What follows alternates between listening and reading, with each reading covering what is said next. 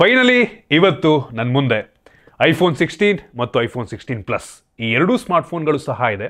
Already ಈ ಎರಡೂ ಸ್ಮಾರ್ಟ್ಫೋನ್ಗಳನ್ನು unbox ಮಾಡಿದ್ದೀನಿ. ಆ ವಿಡಿಯೋ ನೀವೇನು ನೋಡಿಲ್ಲ ಅಂದರೆ ಡಿಸ್ಕ್ರಿಪ್ಷನ್ ಲಿಂಕ್ ಕೊಡ್ತೀನಿ, ಹೋಗಿ ನೋಡ್ಕೊಂಬನ್ನಿ. ನಾನಿವತ್ತು ಈ ಎರಡೂ ಸ್ಮಾರ್ಟ್ಫೋನ್ಗಳನ್ನು ಯೂಸ್ ಮಾಡಿ ನನ್ನ ಎಕ್ಸ್ಪೀರಿಯನ್ಸ್ ನಿಮ್ಮ ಹತ್ರ ಶೇರ್ ಮಾಡ್ತೀನಿ. ಏನು ಚೆನ್ನಾಗಿದೆ, ಏನು ಚೆನ್ನಾಗಿಲ್ಲ, ಇಷ್ಟೊಂದು ದುಡ್ಡು ಕೊಟ್ಟು ಈ ಎರಡು ಸ್ಮಾರ್ಟ್ಫೋನ್ಗಳನ್ನು ಪರ್ಚೇಸ್ ಮಾಡ್ಬೋದಾ, ಕಂಪ್ಲೀಟ್ ಮಾಹಿತಿಯನ್ನು ತಿಳಿಸ್ಕೊಡ್ತೀನಿ. ಹಾಯ್, ನಾನು Sandeep from tech in Kannada. ಈ ವಿಡಿಯೋ ಶುರು ಮಾಡೋದಕ್ಕಿಂತ ಮುಂಚೆ ನೀವು ನಮ್ಮ tech in Kannada YouTube channel subscribe ಮಾಡ್ಕೊಂಡಿಲ್ಲ ಅಂದರೆ ಈಗಲೇ ಸಬ್ಸ್ಕ್ರೈಬ್ ಮಾಡ್ಕೊಳ್ಳಿ ಮತ್ತು ಬೆಲ್ ಐಕಾನ್ ಕೂಡ ಕ್ಲಿಕ್ ಮಾಡ್ಬೋದು. ಮೊದಲನೇದಾಗಿ ಕಳೆದ ವರ್ಷಕ್ಕೆ ಕಂಪೇರ್ ಮಾಡಿಕೊಂಡ್ರೆ ಈ ವರ್ಷ ಫ್ರಂಟಿಂದ ಯಾವುದೇ ಚೇಂಜಸ್ ಆಗಿಲ್ಲ. ಕಳೆದ ವರ್ಷದ ಐಫೋನ್ 15 ಪ್ಲಸ್ ಯಾವ ರೀತಿ ಕಾಣ್ತಾ ಇತ್ತು ಫ್ರಂಟಲ್ಲಿ ಅದೇ ರೀತಿ ಇದೆ. ಈವನ್ ಬೆಝಲಲ್ಲಾಗಲಿ ಡೈನಮಿಕ್ ಐಲ್ಯಾಂಡಲ್ಲಾಗಲಿ ಯಾವುದೇ ಡಿಫ್ರೆನ್ಸ್ ಆಗಿಲ್ಲ.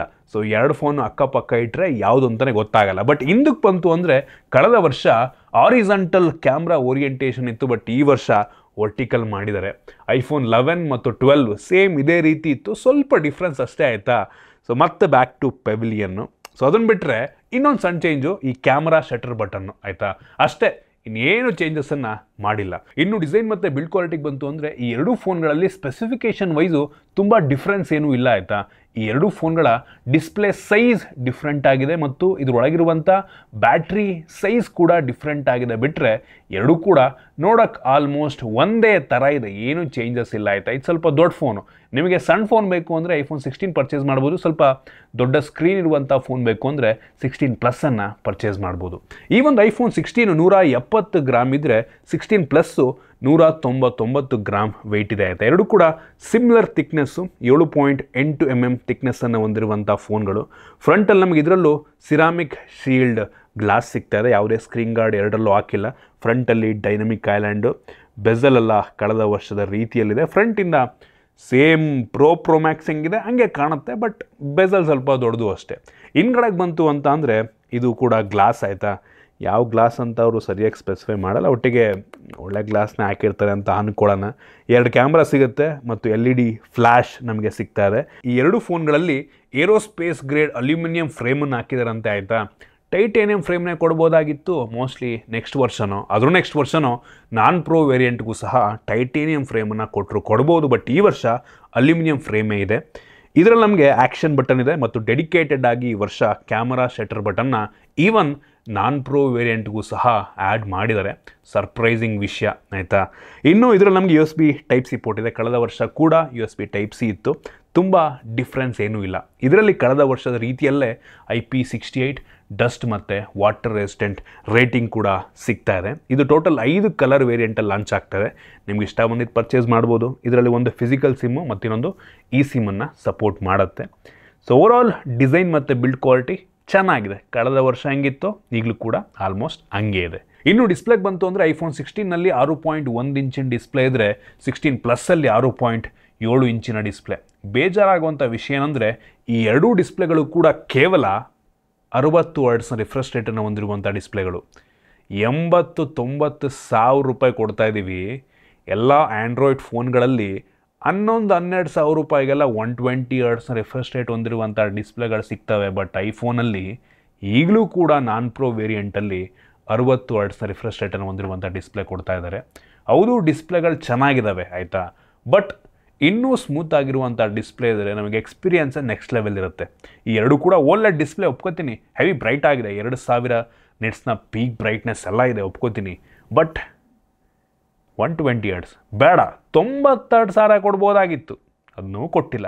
ನೆಕ್ಸ್ಟ್ ವರ್ಷ ಐಫೋನ್ 17ಗೆ 120 Hz ಕೊಡ್ತಾರಂತೆ, ನೋಡೋಣ ಏನು ಮಾಡ್ತಾರೆ ಅಂತ. ಡಿಸ್ಪ್ಲೇ ಚೆನ್ನಾಗಿದೆ, HDR ಡಿಸ್ಪ್ಲೇ, ಸೊ ಆ್ಯಕ್ಯುರೇಟ್ ಆಗಿದೆ, ಕಲರ್ಸ್ ಎಲ್ಲ ಸೂಪರ್ ಆಗಿದೆ display. But higher refresh rate ಬೇಕಿತ್ತು.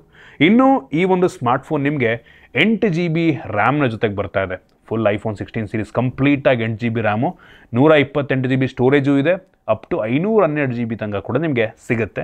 ನಿಮ್ಗೆ ಇಷ್ಟ ಬಂದು ಸ್ಟೋರೇಜ್ ವೆಂಟನ್ನು ತೊಗೋಬೋದಾಯ್ತಾ. ಇನ್ನು ಪರ್ಫಾರ್ಮೆನ್ಸಿಗೆ ಬಂತು ಅಂದರೆ ಈ ಎರಡೂ ಫೋನ್ಗಳಲ್ಲಿ ಬಯೋನಿಕ್ A18 ಪ್ರೊಸೆಸರ್ ಇದೆ. ಪ್ರೋ ವೇರಿಯಂಟ್ಗಳಲ್ಲಿ ಬಯೋನಿಕ್ A18 Pro ಇತ್ತು, ಅದಕ್ಕಿಂತ ಸ್ವಲ್ಪ ಕಡಿಮೆ ಪವರ್ನ ಹೊಂದಿರುವಂಥ ಪ್ರೊಸೆಸರ್ ಇದು. ನಾವು ಅಂಥದ್ದು ಬೆಂಚ್ ಮಾರ್ಕನ್ನು ಚೆಕ್ ಮಾಡಿದಂಗೆ 15,83,000ದಿಂದ 90,000 ತನಕ ಕೂಡ ರೇಟಿಂಗನ್ನು ಈ ಎರಡೂ ಸ್ಮಾರ್ಟ್ಫೋನ್ಗಳು ಸಹ ಕೊಟ್ಟಿದ್ದಾವೆ. ಈ ಬೆಂಚ್ ಮಾರ್ಕ್ ಮಾಡೋ ಟೈಮಲ್ಲಿ ಈ ಎರಡು ಫೋನ್ಗಳು ಕೂಡ ಬ್ಯಾಟ್ರಿ ಡ್ರೈನ್ ಅಷ್ಟೊಂದು ಆಗಲಿಲ್ಲ ಮತ್ತು ಟೆಂಪ್ರೇಚರ್ ವೇರಿಯೇಷನ್ ಕೂಡ ತುಂಬ ಜಾಸ್ತಿ ಆಗಿಲ್ಲ. ಈ ಫೋನ್ಗಳು ಅಷ್ಟಾಗಿ ಹೀಟ್ ಆಗಲ್ಲ ಅನ್ನಿಸ್ತು. ಈವನ್ ಗೇಮಿಂಗ್ ಟೆಸ್ಟನ್ನು ಸಹ ಮಾಡೋದು BGMIನಲ್ಲಿ ಸ್ಮೂತ್ ಪ್ಲಸ್ ಎಕ್ಸ್ಟ್ರೀಮ್ ಗ್ರಾಫಿಕ್ ತನಕ ಹೋಗುತ್ತೆ. ನಂತರ ಅಲ್ಟ್ರಾ HDR ಆಪ್ಷನ್ ಇದೆ, ಅದರಲ್ಲಿ ಅಪ್ ಟು ಅಲ್ಟ್ರಾ ತನಕ ಹೋಗುತ್ತೆ. ಎರಡರಲ್ಲೂ ಕೂಡ ತುಂಬ ಸ್ಮೂತ್ ಗೇಮ್ ಪ್ಲೇ ನಮಗೆ ಸಿಕ್ತು. ಸೊ ಒಂದೇನಪ್ಪ ಅಂದರೆ ಪ್ರೋ ವೇರಿಯಂಟು ಅಂಥದ್ದು ಬೆಂಚ್ ಮಾರ್ಕಲ್ಲಿ 17.5 ಲಕ್ಷ ರೇಟಿಂಗ್ ಕೊಡುತ್ತೆ. ಇದು ಅಂಥ ಡಿಫ್ರೆನ್ಸ್ ಏನೂ ಇಲ್ಲ, 1.5 ಲಕ್ಷ ಡಿಫ್ರೆನ್ಸ್ ಅಷ್ಟೇ ಆಯಿತಾ. ಸೊ ಈ iPhone 16ಗೂ ಪ್ರೋ ಮ್ಯಾಕ್ಸ್ಗೂ ತುಂಬ ಕಡಿಮೆ ಪರ್ಫಾರ್ಮೆನ್ಸಲ್ಲಿ ಡಿಫ್ರೆನ್ಸ್ ಇರೋದು. ನಿಮಗೆ ಡೇ ಟು ಡೇ ಯೂಸೇಜಲ್ಲಿ ಗೊತ್ತೇ ಆಗಲ್ಲ, ಈವನ್ ಗೇಮ್ ಆಡ್ತಿರ್ಬೇಕಾದ್ರೂ ಕೂಡ ಡಿಫ್ರೆನ್ಸ್ ಗೊತ್ತೇ ಆಗಲ್ಲ ಆಯಿತಾ. ಸೊ ಪರ್ಫಾರ್ಮೆನ್ಸ್ ವೈಸು ಇದು ಕೂಡ ತುಂಬ ಚೆನ್ನಾಗಿದೆ. ಆದರೆ ಆ್ಯಂಡ್ರಾಯ್ಡ್ ಲೆವೆಲ್ಗೆ ಈ ಸ್ನ್ಯಾಪ್ಡ್ರ್ಯಾಗನ್ 8 Gen 3 ಲೆವೆಲ್ಗೆ ನೀವು ಕಂಪೇರ್ ಮಾಡೋದಕ್ಕಾಗಲ್ಲ ಆಯಿತಾ. ಅದು ಇದಕ್ಕಿಂತ ಜಾಸ್ತಿ ಪವರ್ನ ಹೊಂದಿರುವಂಥ ಪ್ರೊಸೆಸರು, ಇದು ಸ್ವಲ್ಪ ಕಡಿಮೆನೇ. ಇನ್ನು ಕ್ಯಾಮ್ರಾಗೆ ಬಂತು ಅಂದರೆ ಕಳೆದ ವರ್ಷ ಏನು ಮೆಗಾಪಿಕ್ಸೆಲ್ ಇತ್ತು, ಏನು ಕ್ಯಾಮ್ರಾ ಇತ್ತು, ಈ ವರ್ಷವೂ ಕೂಡ ಆಲ್ಮೋಸ್ಟ್ ಹಂಗೆ ಇದೆ, ಏನು ಡಿಫ್ರೆನ್ಸ್ ಇಲ್ಲ ಆಯಿತಾ. ಕ್ಯಾಮ್ರಾ ಕ್ವಾಲಿಟಿಯಲ್ಲಿ ಸ್ವಲ್ಪ ಡಿಫ್ರೆನ್ಸ್ ಅಂತ ಅನ್ನಿಸ್ಬೋದು ಅಷ್ಟೇ. ರೇರಲ್ಲಿ 2 ಕ್ಯಾಮ್ರಾ ಇದೆ, 48 MP main sensor with f1.6 aperture, optical image stabilisation ಸಹ ಇದೆ. ಇನ್ನೊಂದು 12 ಮೆಗಾಪಿಕ್ಸೆಲಿಂದು ಅಲ್ಟ್ರಾ ವೈಡ್ ಆ್ಯಂಗಲ್ ಲೆನ್ಸ್ ಇದೆ. ಎರಡೂ ಕೂಡ ಕ್ವಾಲಿಟಿ ಚೆನ್ನಾಗಿದೆ. ಕಳೆದ ವರ್ಷಕ್ಕೆ ಕಂಪೇರ್ ಮಾಡಿಕೊಂಡ್ರೆ ಹ್ಯೂಜ್ ಡಿಫ್ರೆನ್ಸ್ ಅಂತ ಅನ್ನಲ್ಲ ಆಯಿತಾ. ತುಂಬ ಸಿಮಿಲಾರಿಟಿ ಇದೆ, ಅಂಥ ಚೇಂಜಸ್ ಇದೆ ಅಂತ ನನಗೆ ಪರ್ಸ್ನಲಿ ಅನ್ನಿಸ್ಲಿಲ್ಲ. ಕ್ವಾಲಿಟಿ ಚೆನ್ನಾಗಿದೆ, ಪೋರ್ಟ್ರೇಟ್ ಶಾರ್ಟ್ಸ್ ಎಲ್ಲ ಸಖತ್ತಾಗಿರುತ್ತೆ. ಎಡ್ಜ್ ಡಿಟೆಕ್ಷನ್ ನನಗೆ ಹೆವಿ ಇಂಪ್ರೆಸಿವ್ ಅಂತ ಅನ್ನಿಸ್ತು. ಈವನ್ ವೈಡ್ ಆ್ಯಂಗಲ್ ಕೂಡ ಅಷ್ಟೇ ಚೆನ್ನಾಗಿದೆ. ಡೀಟೇಲ್ಸ್ ಒಂದು ಲೆವೆಲಿಗೆ ಪರವಾಗಿಲ್ಲ, ಹೆವಿ ಪ್ರೋಸೆಸ್ ಮಾಡುತ್ತೆ ಅಂತ ಅನ್ನಿಸ್ತು ನನಗೆ. ಮತ್ತು ಫ್ರಂಟ್ ಕ್ಯಾಮ್ರಾ ಕೂಡ ಅಷ್ಟೇ 12 MP. ನನಗೆ ಐಫೋನಿನ ಫ್ರಂಟ್ ಕ್ಯಾಮ್ರಾ ಅಷ್ಟೊಂದು ಇಷ್ಟ ಆಗಲ್ಲ, ನಿಮ್ಮಲ್ಲೂ ತುಂಬ ಜನಕ್ಕೆ ಹಂಗೆ ಅನ್ನಿಸ್ಬೋದು. ವೈಡ್ ಆಗಿದೆ, ಹೆವಿ ವೈಡ್ ಆಗಿದೆ ಮಾತ್ರ ಆಯಿತಾ.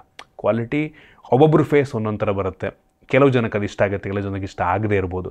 ನನಗೆ ಈ ಫೋನ್ಗಳಲ್ಲಿ ತುಂಬ ಇಂಪ್ರೆಸ್ ಮಾಡಿದ್ದು ವಿಡಿಯೋ ಕ್ವಾಲಿಟಿ ಸಖತ್ತಾಗಿ ತೆಗೆಯುತ್ತೆ ಆಯಿತಾ. 4K 60 FPS 120 FPS ಆಪ್ಷನ್ ಕೊಟ್ಟಿಲ್ಲ ಇದರಲ್ಲಿ, ಪ್ರೋ ವೇರಿಯಂಟಲ್ಲಿದೆ.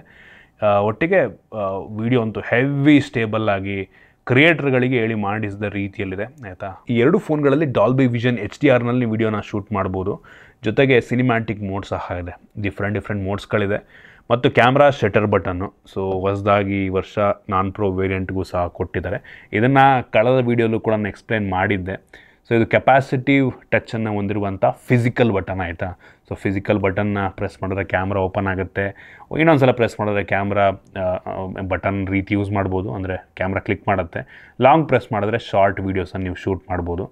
ಮತ್ತು ಇದು ಕೆಪಾಸಿಟಿವ್ ಬಟನ್ ಆಗಿರೋದ್ರಿಂದ ಒಂದು ರೀತಿ ಟಚ್ ಸ್ಕ್ರೀನ್ ರೀತಿ ಕೆಲಸವನ್ನು ಮಾಡುತ್ತೆ. ಸ್ವೈಪ್ ಮಾಡಿದ್ರೆ ಝೂಮ್ ಎಲ್ಲ ಮಾಡ್ಬೋದು, ಡಬಲ್ ಟ್ಯಾಪ್ ಮಾಡಿದ್ರೆ ಮೆನ್ಯೂ ಓಪನ್ ಆಗುತ್ತೆ, ಅಲ್ಲಿ ಕಸ್ಟಮೈಸೇಷನ್ ಎಲ್ಲ ಕೊಟ್ಟಿದ್ದಾರೆ. ಸೊ ಚೆನ್ನಾಗಿದೆ, ಯುನೀಕ್ ಆಗಿದೆ. ಆದರೆ ಇದು ಡೀಲ್ ಬ್ರೇಕರ್ ಅಂತ ಅಂತಿನ ಇಲ್ಲ, ಖಂಡಿತ ಇಲ್ಲ. ಇದಕ್ಕೋಸ್ಕರ ಈ ಕ್ಯಾಮ್ರಾ ಶಟರ್ ಬಟನ್ಗೋಸ್ಕರ ನೀವು ಫೋನ್ ತೊಗೊಳ್ಳಿ ಅಂತಿನ ಖಂಡಿತ ಇಲ್ಲ ಆಯಿತಾ. ಇದು ಅಂಥ ಹೆವಿ ಯುನೀಕ್ ಫೀಚರ್ ಅಂತ ನನಗೆ ಅನಿಸಿಲ್ಲ. 20 ವರ್ಷ ಮುಂಚೆನೇ ಈ ರೀತಿ ಫೀಚರ್ಗಳೆಲ್ಲ ನಾವು ಬೇಸಿಕ್ ಸೆಟ್ ಕೀಪ್ಯಾಡ್ ಫೋನಲ್ಲಿ ನೋಡ್ಬಿಟ್ಟಿದ್ದೀವಿ ಆಯಿತಾ. ಒಟ್ಟಿಗೆ ಈ ಥರ ಕೆಪಾಸಿಟಿವ್ ಟಚ್ ಇಲ್ಲ ಅಂದರೂ ಕೂಡ ಝೂಮ್ ಮಾಡೋದು, ಕ್ಯಾಮ್ರಾ ಶಟರ್ ಬಟನ್ ಎಲ್ಲ ಮುಂಚೆನೇ ಇತ್ತು. ಅದಕ್ಕೆ ನನಗೆ ಹೆವಿ ಯೂನಿಕ್ ಅಂತ ಪರ್ಸ್ನಲಿ ಅನಿಸಿಲ್ಲ ಆಯಿತಾ.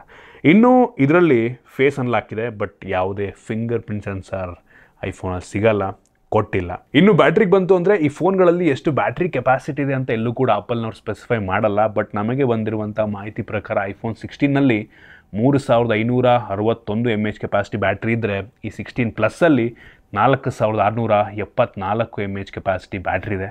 ತುಂಬ ಕಡಿಮೆನೇ. ಬಟ್ ಈ iOS ಆಪ್ಟಿಮೈಸೇಷನ್ ಎಷ್ಟು ಚೆನ್ನಾಗಿರುತ್ತೆ ಅಂದರೆ ಕಡಿಮೆ ಬ್ಯಾಟ್ರಿ ಇದ್ರೂ ಸಹ ತುಂಬ ಒಳ್ಳೆಯ ಬ್ಯಾಟ್ರಿ ಬ್ಯಾಕಪ್ಪನ್ನು ಕೊಡುತ್ತೆ. ಸೊ ತಲೆ ಕೆಡಿಸ್ಕೊಂಬಿಡಿ. ಈ ಒಂದು ಸ್ಮಾರ್ಟ್ಫೋನ್ 25 ವ್ಯಾಟಲ್ಲಿ ವೈರ್ಡ್ ಚಾರ್ಜಿಂಗನ್ನು ಸಪೋರ್ಟ್ ಮಾಡುತ್ತೆ. ಬಟ್ ಬಾಕ್ಸ್ ಒಳಗೆ ಯಾವುದೇ ಚಾರ್ಜರ್ ಕೊಡಲ್ಲ.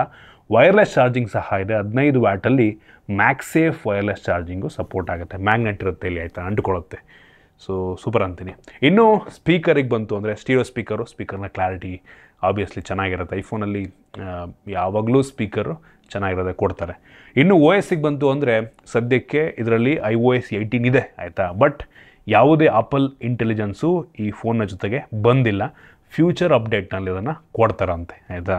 ಸೊ ನಾನು ಅಂದ್ಕೊಂಡಿದ್ದೆ out of the box apple intelligence ಬಂದಿರುತ್ತೆ ಅಂತ, ಬಟ್ ಆ ರೀತಿ ಇಲ್ಲ ಆಯಿತಾ. ಸೊ ಆ ವಿಷಯನ ನೀವು ತಲೆ ಹಿಡ್ಕೊಬೇಕಾಗಿದೆ. OS ಚೆನ್ನಾಗಿದೆ, ಇತ್ತೀಚೆಗೆ ಎಲ್ಲ ಫೋನ್ಗಳಿಗೂ ಬಂತು ಈ iOS 18. ಸೊ ಸಖತ್ತಾಗಿದೆ, ಸ್ಮೂತ್ ಆಗಿದೆ. ಕಸ್ಟಮೈಸೇಷನ್ ಆಪ್ಷನ್ ಬೇರೆ ಕೊಟ್ಟಿದ್ದಾರೆ, ಸ್ವಲ್ಪ ಇಷ್ಟ ಆಯಿತು. ಇನ್ನು ಕನೆಕ್ಟಿವಿಟಿಗೆ ಬಂತು ಅಂದರೆ Wi-Fi 7 ನಮಗೆ ಇದರಲ್ಲಿ ಸಿಗ್ತಾ ಇದೆ, ಒಳ್ಳೆ ವಿಷಯ. ಬ್ಲೂಟೂತ್ 5.3 ಕೊಟ್ಟಿದ್ದಾರೆ. NFC ಇದೆ, ಇದರಲ್ಲೂ ಕೂಡ ಅಲ್ಟ್ರಾ ವೈಡ್ ಬ್ಯಾಂಡ್ 2 ಸಪೋರ್ಟ್ ಆಗುತ್ತೆ. ಸೊ ಇದಿಷ್ಟು ಈ ಎರಡು ಫೋನ್ಗಳ ಕೆಲವೊಂದು ಮೇಯ್ನ್ ಫೀಚರ್ ಆಯಿತಾ. ನೀವಾಗಾದರೆ ಕೇಳ್ಬೋದು ಈ ಫೋನ್ಗಳನ್ನು 80,000 90,000 ಕೊಟ್ಟು ಪರ್ಚೇಸ್ ಮಾಡ್ಬೋದಾ ಅಂತ. ಐಫೋನ್ 16ಗೆ 80,000, 16 ಪ್ಲಸ್ಸಿಗೆ 90,000. ನಿಮ್ಮ ಹತ್ರ ಆಲ್ರೆಡಿ ಐಫೋನ್ 14 15 ಇದ್ದರೆ ದಯವಿಟ್ಟು ಅಪ್ಗ್ರೇಡ್ ಮಾಡೋದಕ್ಕೆ ಹೋಗಬೇಡಿ. ಐಫೋನ್ 13 ಇದ್ದರೆ ಒಂದು ವರ್ಷ ವೆಯ್ಟ್ ಮಾಡಿ. ಐಫೋನ್ 12 ಇದ್ದರೆ ನಿಮ್ಮ ಇಷ್ಟ ಆಯಿತಾ. ಐಫೋನ್ 12 ಇದ್ದರೆ ನಿಮ್ಮ ಇಷ್ಟ. ಐಫೋನ್ 11 ಇದ್ದರೆ ಆರಾಮಾಗಿ ಅಪ್ಗ್ರೇಡ್ ಮಾಡಿ ಆಯಿತಾ. 12 ಇದ್ದರೆ ನಂಗೆ ಅನ್ನಿಸ್ತಂಗೆ ಇನ್ನೊಂದು ವರ್ಷ ವೆಯ್ಟ್ ಮಾಡಿದ್ರೆ ಏನೂ ಪ್ರಾಬ್ಲಮ್ ಇಲ್ಲ. ಈವನ್ ಐಫೋನ್ 11 ಈಗಲೂ ಕೂಡ ತುಂಬ ಸ್ಮೂತಾಗಿ ಕೆಲಸವನ್ನು ಮಾಡುತ್ತೆ. ಸೊ 12 ಇದ್ದರೆ ವೆಯ್ಟ್ ಮಾಡೋದು ಒಳ್ಳೆಯದು. 13 ಇದ್ದರೆ ದಯವಿಟ್ಟು ಒಂದು ವರ್ಷ ವೆಯ್ಟ್ ಮಾಡಿ. 14 ಇದ್ದವರು ತಲೆನೇ ಕೆಡಿಸ್ಕೊಂಬಿಡಿ ಇನ್ನೊಂದು 2-3 ವರ್ಷ. 15 ಇದ್ದವರಂತೂ 4 ವರ್ಷ ವೆಯ್ಟ್ ಮಾಡಿದ್ರು ಪ್ರಾಬ್ಲಮ್ಮೇ ಇಲ್ಲ. ಸೊ ಇದು ನನ್ನ ಒಪಿನಿಯನ್ನು. ಫೋನ್ಗಳು ಚೆನ್ನಾಗಿದೆ. ನೀವು ಹೊಸ್ದಾಗಿ ಐಫೋನ್ ತೊಗೋಬೇಕು ಅಂತ ಅನ್ಕೋತಾ ಇದ್ದರೆ, ಮುಂಚೆ ಐಫೋನ್ ಯೂಸ್ ಮಾಡಿಲ್ಲ ಹೊಸ್ದಾಗಿ ತೊಗೋತಾ ಇದ್ದೀರಾ ಅಂದರೆ ನೋಡ್ರಪ್ಪ, ನಿಮಗೆ ಇಷ್ಟು ಬಡ್ಜೆಟ್ ಇದೆ ಅಂದರೆ ತೊಗೋಬೋದು. ಚೆನ್ನಾಗಿದೆ. ಕಳೆದ ವರ್ಷಕ್ಕೆ ಕಂಪೇರ್ ಮಾಡಿಕೊಂಡ್ರೆ ಡಿಫ್ರೆನ್ಸ್ ಇಲ್ಲ ಅನ್ನೋದು ಬಿಟ್ಟರೆ ಫೋನ್ ಚೆನ್ನಾಗಿದೆ. ಸೊ ಇದಿಷ್ಟು ಈ ಫೋನ್ಗಳ ಬಗ್ಗೆ ನನ್ನ ಆನೆಸ್ಟ್ ಒಪಿನಿಯನ್ನು. ನಿಮಗಿದ್ರ ಬಗ್ಗೆ ಏನಿಸ್ತು ಕಾಮೆಂಟ್ ಮಾಡಿ. ಇಷ್ಟ ಆಗಿದ್ರೆ ಲೈಕ್ ಮಾಡಿ, ಶೇರ್ ಮಾಡಿ. ಇದೇ ರೀತಿ ನಮ್ಮ ಬೇರೆ ವಿಡಿಯೋಗಳಿಗೆ ನಮ್ಮ tech in Kannada YouTube channel subscribe ಮಾಡ್ಕೊಂಡಿಲ್ಲ ಅಂದರೆ ಸಬ್ಸ್ಕ್ರೈಬ್ ಮಾಡ್ಕೊಳ್ಳಿ ಮತ್ತು ಬೆಲ್ ಐಕಾನ್ ಕೂಡ ಕ್ಲಿಕ್ ಮಾಡ್ಬೋದು. ಸಿಗೋಣ ಮುಂದಿನ ವಿಡಿಯೋದಲ್ಲಿ.